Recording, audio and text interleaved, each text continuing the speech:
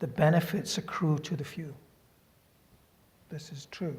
Where my cancer was treated with probably the best neurosurgeon in the world, the guy who operated on Lance Armstrong's metastatic testicular cancer.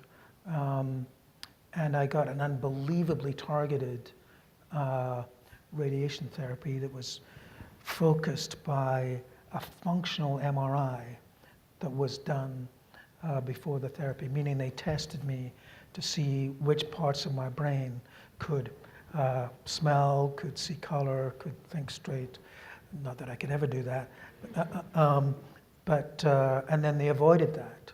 And that's the reason I'm sitting here talking to you now. They avoided the parts that would have been affected, the radiation oncologists did. So in order to do that, there had to be a machine located in the basement of Methodist Hospital that was able to deliver that incredibly targeted, carefully focused radiation, and a machine that could do this wild and crazy functional MRI where they could tell what parts of my brain were thinking what, and then apply those two technologies.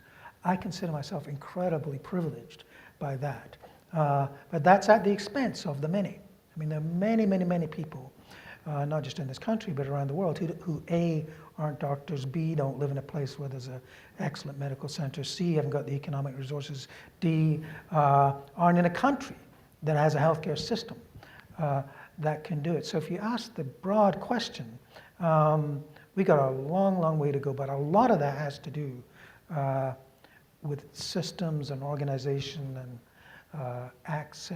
making access to care, and this is really important, making access to care something that's a priority for researchers and organizations, and making the provision of care in an efficient and effective mechanism more like a disease management program where everything is covered at once, like we do in diabetes or we do in asthma.